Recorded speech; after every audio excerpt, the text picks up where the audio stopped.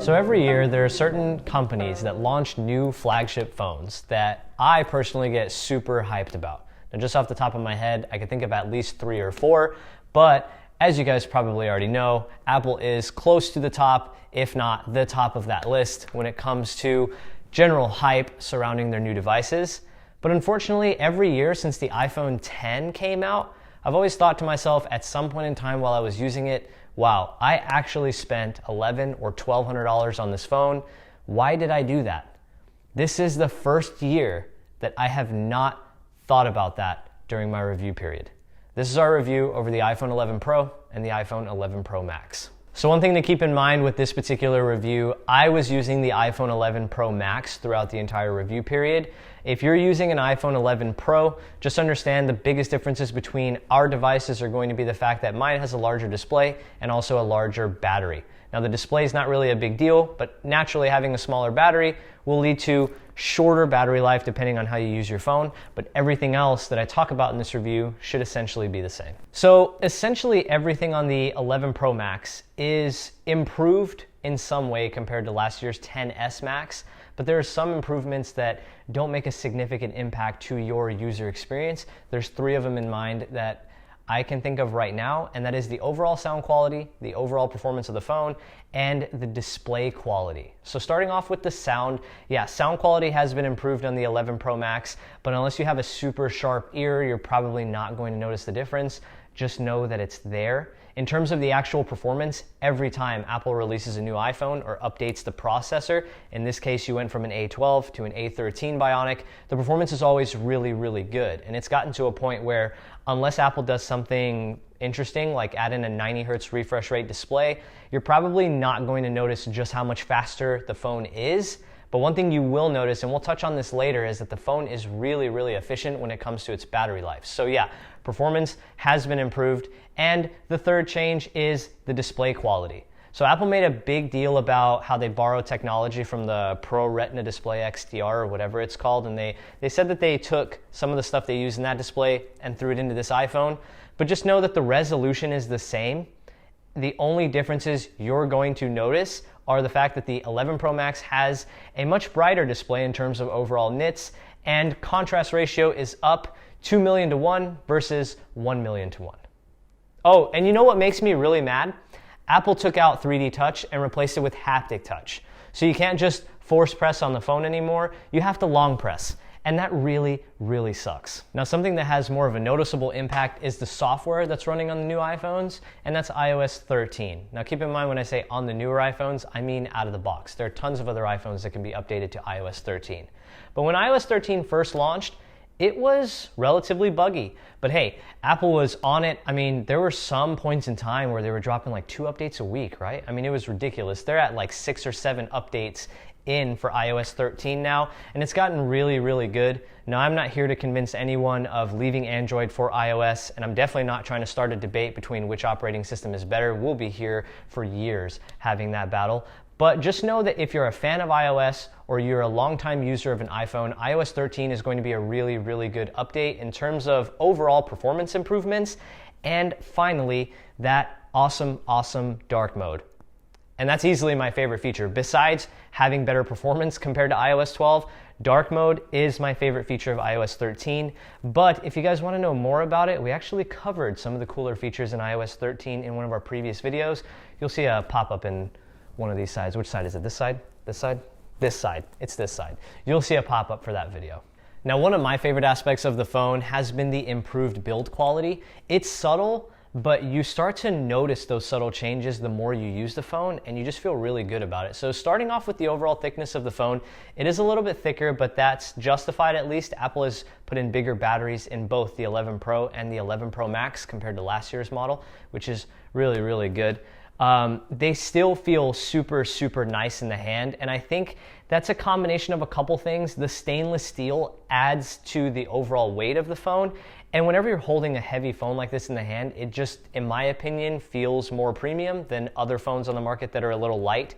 Now, I will say the iPhone still kind of feels clunky in the hand, especially whenever you compare it to a device like a Galaxy Note or even the new Pixel line of phones. Those phones feel easier to grip in the hand. The iPhone just kind of feels a little chunky, but it still feels really defined and really premium.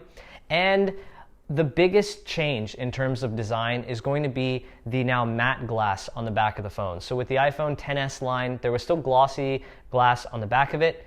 And with the iPhone 11 Pro line of phones, they've now went matte. And the only glossy glass you'll find on the back is the camera lens. Now, ironically, this is flipped on the iPhone 11. I am personally a fan of the matte glass. I've had some people tell me that it looks and feels really cheap. I think to each their own in terms of how you feel about matte glass, but I will say this. It's a lot more durable and a lot more scratch resistant, especially when you consider micro scratches, if you're like me and you don't like to use a case. So around this time last year, whenever I had my XS, I could already notice micro scratches on the back of my device. This year, there are no micro scratches on the back of my 11 Pro Max. Now, another thing to keep in mind is the phone has surpassed the minimum expectations required to be IP68 water and dust resistant. So in order to get IP68 water and dust resistant, you have to be able to submerge the phone in 2 meters of water for 30 minutes, and it has to survive. The iPhone 11 Pro line of phones can be submerged in 4 meters of water for 30 minutes. But just understand that water damage is still not covered under your limited warranty, so don't go dunking it around in swimming pools just because you feel more confident about what I said. Just something to keep in mind. Now let's talk about my second favorite aspect of this year's new iPhones, the battery life. So when Apple first introduced the 11 Pro and the 11 Pro Max, they said that the phones would get 4 hours of battery life compared to the XS, and then 5 hours extra of battery life compared to the XS Max. Like essentially whichever model you had last year, it was either 4 hours better or 5 hours better, I believe. Now in terms of overall battery capacity, the iPhone 11 Pro has a 3190 milliamp hour battery pack, and the 11 Pro Max has a 3500 milliamp hour battery. Now both of these phones have relatively large batteries, and I can't remember what last year's models are specifically, but just know this, the XS Max has a smaller battery than this year's iPhone 11 Pro, the smaller one. So the battery themselves have been made much bigger, which is really good. And whenever you combine that with the super efficient A13 processor, you get a phone that lasts all day, regardless of which model you go with. Now, I personally have the 11 Pro Max, and I can tell you guys that even a full heavy usage day, I'll get through an entire 16 or 17 hours. My like phone charging or phone using is pretty crazy, but I'll get through an entire 16 or 17 hours and put the phone back on charge with like 45% left over. I've talked to a couple friends who have the smaller 11 Pro, and they're somewhat similar, albeit they're ending their days with maybe 30 or 35% battery left, and that again is with heavy usage. So more efficient chip, bigger batteries, recipe for battery success. The iPhone 11 Pro Max is probably my go-to phone whenever it comes to overall battery life. The only other phone I've used so far that I can think that has this type of longevity is the Note 10 Plus, with maybe the OnePlus 7 Pro thrown in there. But I've also been using the new Pixel line of phones, and those don't get the best battery life. And it's almost introduced or reintroduced battery anxiety to me during my overall usage and testing period. So you start to appreciate the really good battery life that these phones have to offer even more whenever something like that happens. It's weird that I'm even saying this, but my favorite aspect of the iPhone 11 Pro has been the camera. So since the Pixel has come out, it's essentially kicked every single phone's butt in terms of overall, I'm not gonna say video, but I will say just still photo quality. And even now with the Pixel 4, it's still one of the best smartphone cameras I've ever used. Now, I've been waiting for Samsung and Apple to, just one of these years, turn around and put out a camera system that's going to, I'm not gonna say beat out the Pixel's line of cameras, but at least compete with or come really, really close to the Pixel's line of cameras.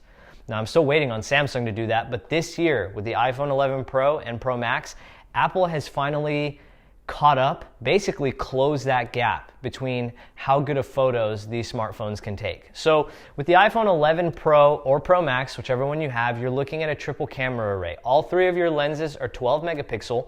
You have an ultra wide lens, a standard wide angle lens, and you have a telephoto lens. So in terms of overall versatility, it's super, super versatile, and you can get tons of different shots. Now, we're gonna post photos if we haven't already for you guys to see, because I've taken tons using this phone. But just know that almost any situation you're in, the iPhone is going to get you a really, really good shot, whether that's in really low light situations and you have to use the new night mode that does take really good photos now, or it's just a point and shoot situation with adequate lighting. It does a really good job of white balance, dealing with shadows, color reproduction, color accuracy. This is just a really good phone in terms of still photos. And you guys are gonna see that in a lot of the photos that we're showing you right now, which, by the way, let me know what you guys think about those in the comment section.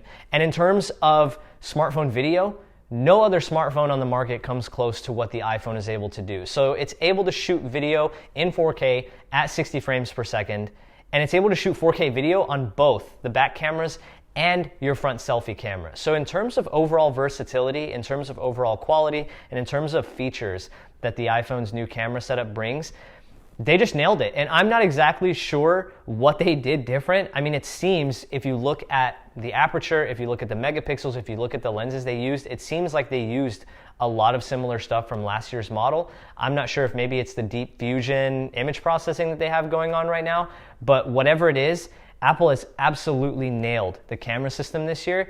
And I feel a lot more confident shooting a photo on this phone compared to always thinking, oh, let me grab my Pixel because I really want this photo to be special. So just know that if you've been waiting for the iPhones to have a super, super competitive and solid camera range, it's here in 2019. I can't wait to see what Apple does next year.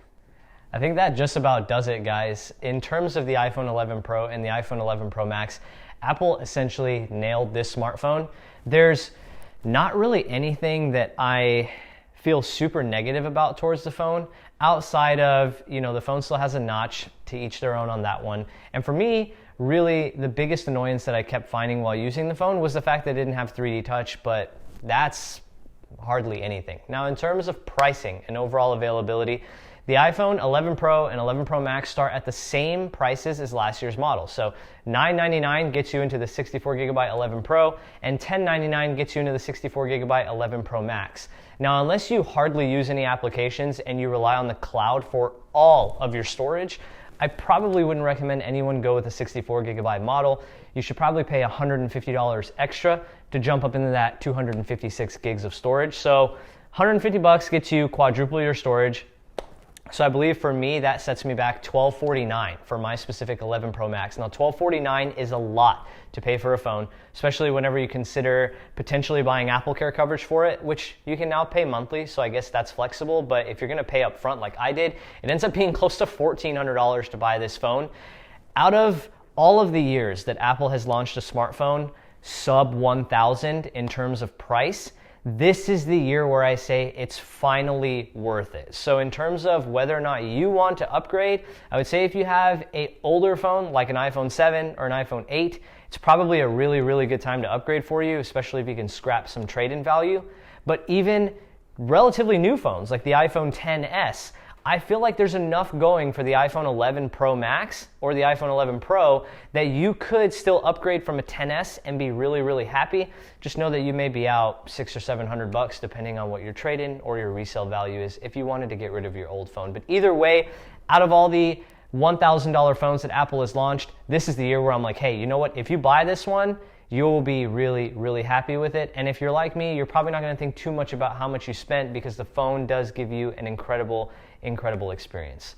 If you guys enjoyed the video, make sure you guys hit the subscribe button down below. We're like just under 30 subscribers away from breaking 3,000, and we're coming up with a giveaway idea here in the studio. And obviously, to be entered in that giveaway, you need to be subscribed. So if you want to be thrown into that giveaway, make sure you hit the subscribe button down below. And as always, I'll catch you guys in the next one. Hopefully, we're talking about the Pixel 4 in the next video. Peace, guys.